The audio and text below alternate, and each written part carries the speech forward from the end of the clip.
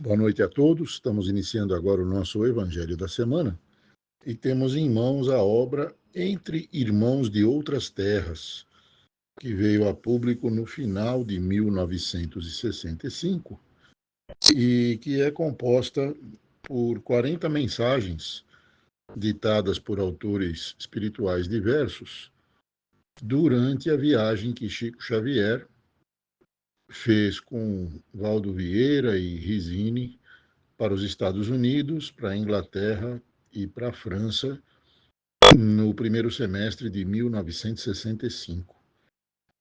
E aqui no capítulo 31 temos uma mensagem que foi ditada em Paris no dia 20 de agosto de 1965, onde, numa reunião mediúnica, André Luiz entrevistou Gabriel Delany e contou com a psicografia do nosso querido Chico Xavier para a psicografia.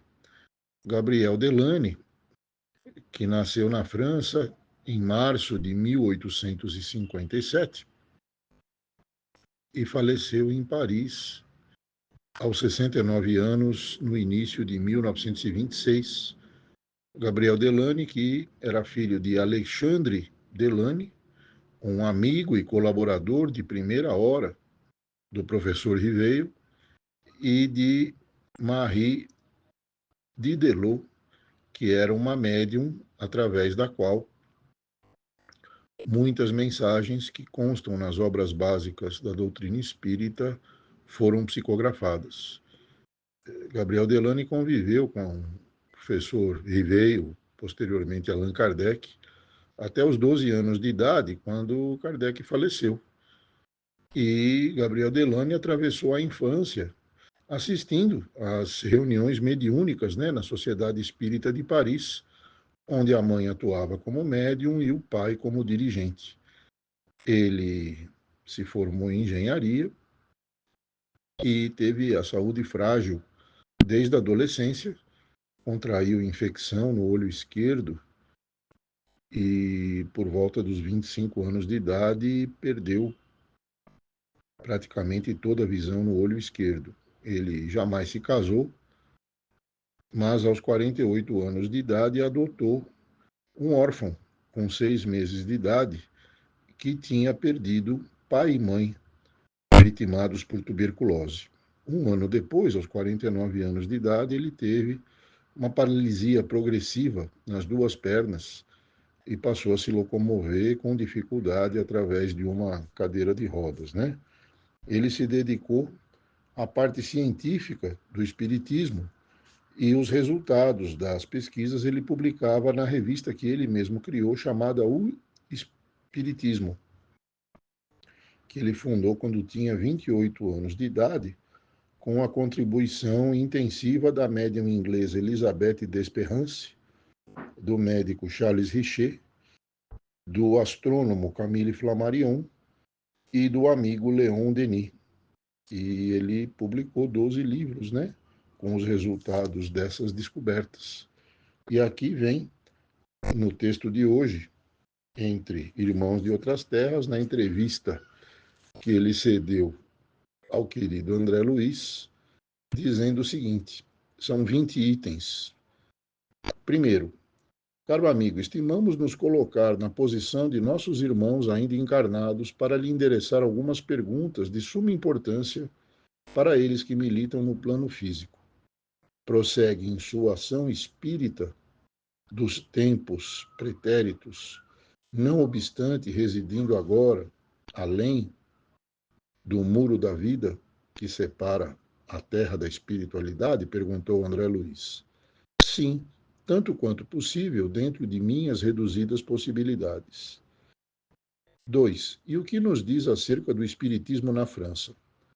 Não nos é lícito dizer que tem alcançado seu nível ideal. 3. Em se tratando do berço de Kardec, nos será permitido perguntar a razão disso? Não podemos esquecer que a França, nos últimos 20 anos, sofreu a carga de 3 grandes guerras, que lhe impuseram sofrimentos e provas terríveis. 4. Considera que isso tem atrasado a marcha do espiritismo na França? De modo algum. Legiões de companheiros da obra de Kardec reencarnaram, não só na França, mas igualmente em outros países, notadamente no Brasil, para a sustentação do edifício da doutrina espírita. 5. Acredita que a Europa retomará a direção do movimento espírita? Antes de tudo, devemos considerar que a Europa se assemelha atualmente a vasto campo de guerra ideológica, que está muito longe de terminar. 6. Admite que os princípios espíritas estão caminhando lentamente em progresso no mundo? Não penso assim. As atividades espíritas contam pouco mais de 100 anos, e um século é um período muito curto em se tratando das coisas do espírito. 7. Muitos amigos na Terra são de parecer que os mensageiros da espiritualidade superior deveriam patrocinar mais amplas manifestações da mediunidade de efeitos físicos para benefício dos homens, como materializações e vozes diretas. Qual o seu pensamento a esse respeito? Creio que a mediunidade de efeitos físicos serve para a convicção, mas não adianta ao serviço indispensável da renovação espiritual. Os espíritos superiores agem acertadamente em lhe podando os surtos e as motivações, para que homens e mulheres, nossos irmãos e irmãs, despertem a luz da doutrina espírita, entregando a consciência ao esforço do aprimoramento moral e do estudo. 8. Conquanto tenha essa opinião, julga que o espiritismo precisa atender ao incremento e melhoria da mediunidade? Não teríamos o Evangelho sem Jesus. E não teríamos Jesus sem o socorro aos sofredores pelos processos mediúnicos que lhe caracterizaram a presença e atuação na Terra. 9. A ciência terrestre de hoje se mostra ávida de contato com outros mundos e por isso não seria interessante que os espíritos fizessem, por vários médios, descrições da vida em outros planetas? Isso é útil, desde que o problema seja apreciado nas justas dimensões. Espíritos comunicantes podem descrever para os homens cidades prodigiosas e avançados sistemas sociais em planos de matéria, que não aquela no estado em que é conhecida por vós hoje, medida e pesada na atual instância terrena. O homem físico, ainda mesmo de posse de mais avançada instrumentação, apenas vê uma ínfima parte do universo. 10. A que atribuirmos semelhante restrição? A estrutura do olho humano, formado para suportar apenas determinada cota de observação da vida em si. 11. Para que região devemos nós, a seu ver, conduzir a pesquisa científica na Terra, de vez que a conquista da paisagem material de outros planetas não adiantará muito ao progresso moral das criaturas? Devemos estimular os estudos em torno da matéria e da reencarnação, analisar o reino maravilhoso da mente e situar no exercício da mediunidade as obras da fraternidade, da orientação, do consolo e do alívio às múltiplas enfermidades das criaturas terrestres. 12. E o que mais? Velar pelas atividades que possam, na realidade, melhorar a individualidade de dentro para fora. 13. Onde os percalços maiores para a expansão da doutrina espírita se encontram?